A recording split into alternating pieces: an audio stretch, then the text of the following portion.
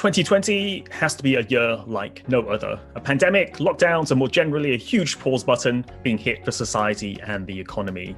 And while it's easy to focus on the negative, the news and social media make sure of that, I think as we come into the final days of the year, it's a good opportunity to hit a pause on our cynical and complaining selves and instead reflect on the positive and silver linings of our lives. There is the amazing scientific achievement of the vaccine.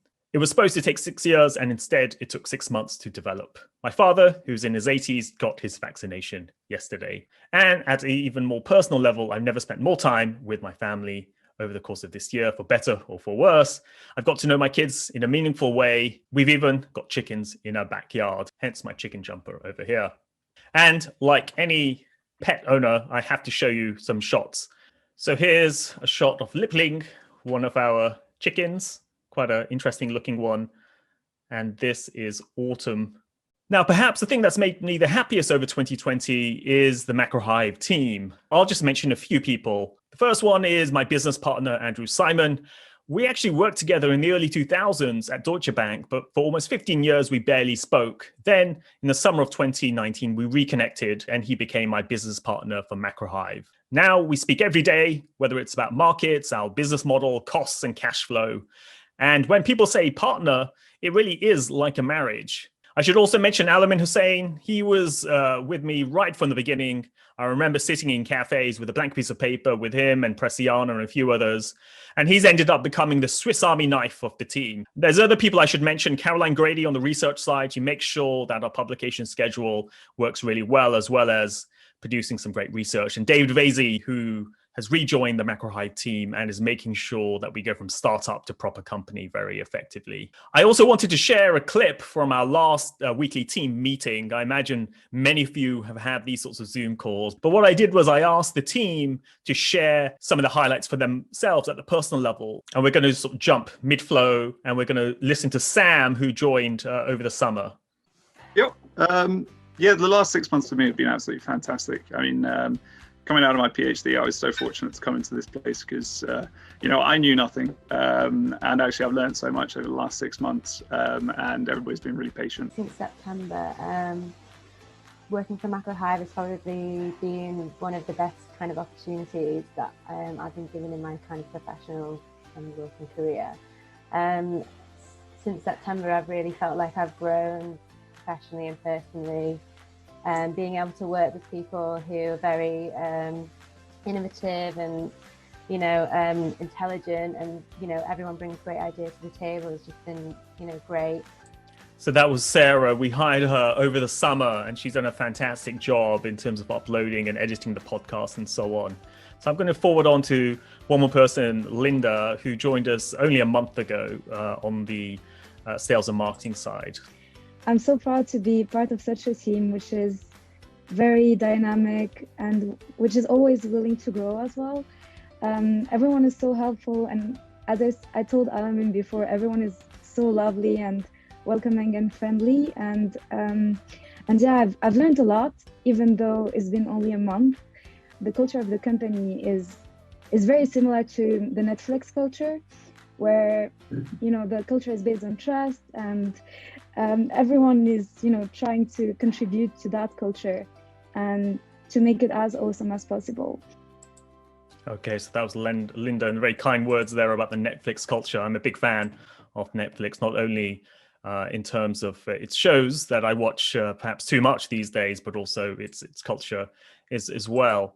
One thing I found was that when you are in an office, it's much easier to train people who you work with because you sit next to them. They learn through through an apprenticeship kind of dynamic. So one thing we've done now is as of a few weeks ago, I've started to give a training session to people in the team who want to be trained in different areas. And it covers things from financial markets to technical skills and so on.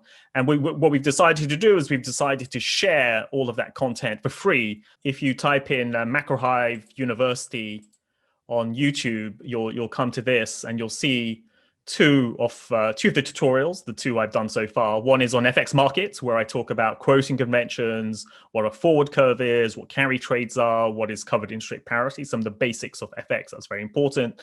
and something that you don't get taught at university. And then the other one are tips and tricks on Excel. Excel's like the power horse for a lot of the analysis that anyone does. Now, the other aspect of Macro Hive is our community, whether it's the researchers who write for our main macrohive.com site or our members. And when I think of the researchers, I like to think of the standout pieces that they've written over the course of this year. This piece here I wanted to flag was written by George Gongalvis. Here's a nice shot of him. He's a US rates guru. We actually used to work together at Nomura for many years. He wrote this really good piece in early March about the mad dash for cash, and he very kind of, very succinctly explained the very peculiar nature of the crisis we were seeing back in March, which was to do with cash and liquidity. So that was a really good and insightful piece that he produced. Another one I wanted to flag, this time from Dominique Dwarf-Ricot, who's kind of our economics oracle. Here's a picture of her. She's a regular contributor to Macro Hive. And she wrote a piece in early April, 9th April 2020, which argued for a positive risk scenario for Q2, where she made the case that although we were still in the middle of the pandemic, we would see a big turnaround in growth and in markets. She wrote this around here, and it kind of called that turn really quite well, which is pretty good call from her. Then here's a piece written by John Butler. Here's a picture of John Butler. You may have seen him on one of our webinars recently, as well as Dominique as well. And he wrote this piece in June called "The Dollar Has Peaked," Part 1. There's a follow-up the week after. And this is probably one of our most well-read pieces over the course of this year. And he correctly called the top in the dollar. And since then, the dollar has been tumbling. He also wrote another piece with Andrew Simon, who I mentioned, my business partner, Andrew. And both of them together, they wrote this piece about how US tech companies could start to buy gold and also Bitcoin. And in recent weeks, we've heard of some announcements of some fintech companies buying Bitcoin for their treasury departments. So that turned out to be a very prescient call. That kind of gives you a slight flavor of the types of things the team has produced. The other thing I wanted to mention was that we have our weekly podcast show, which has really turned out to be really popular with many of you. We've had some fantastic guests on the show as well. And here's the types of people we've had on our podcast show. Jim Leitner, top investor, fantastic podcast, very popular with people. We've had Professor Yanir Bar-Yam. He co-wrote a piece with Nassim Taleb at the start of the year. If I scroll down further, we've had former ECB Vice President Vito Constanzio talking about the ECB policy and inflation targeting. We had the governor of the Central Bank of Pakistan. We had Edward Misrahi, who's quite well known in the hedge fund community. Raghuram Rajan, who talked about some of the issues with MMT. So Rajan was a former governor of the Reserve Bank of India. So we somehow got the Pakistan and Indian central bank governors in our podcast series. I don't think many people have done that. Then we had Lord Mervyn King. I can scroll down further. Alfonso Prat Guy, former finance minister and central bank governor of Argentina. Martin Wolf, economics columnist and editor for the Financial Times, and so on. So really, really high quality guests. Now, the other side of Macro Hive, which some of you may not know as much about, is our high-end research offering. And we produce a whole array of research for more sophisticated investors. That includes daily notes from me and my team that comes out on Bloomberg and on email, trade ideas, models, indicators, and then insights from our various networks of experts. But something I wanted to show, and something I'm quite proud of for this year, is trade ideas. This is something people really look for. So every week I provide an update to trade ideas. So these are my latest trade ideas. So there's a sort of a bunch of different trades, FX trades, equity trades, and there's an oil trade there as well. Sometimes we have rate trades as well. It's global macro. And this year we've done really, really well. It's probably much more to do with luck than anything else. But nevertheless, it's been quite a good run. 17% returns this year, Sharp of 2.3.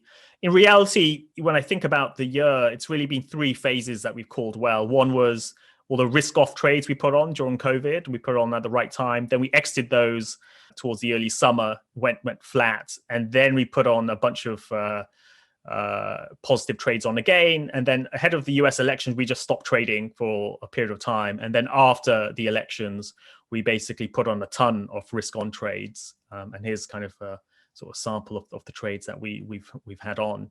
And then the final thing I wanted to mention, which is something again we're very proud of, is that we've partnered with many leading financial institutions to help produce research for them.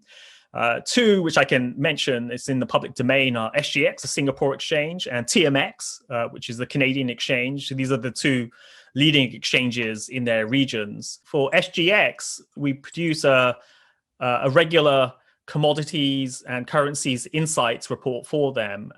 And SGX is one of the leaders in some of the main Asia FX futures contracts and for iron ore as well.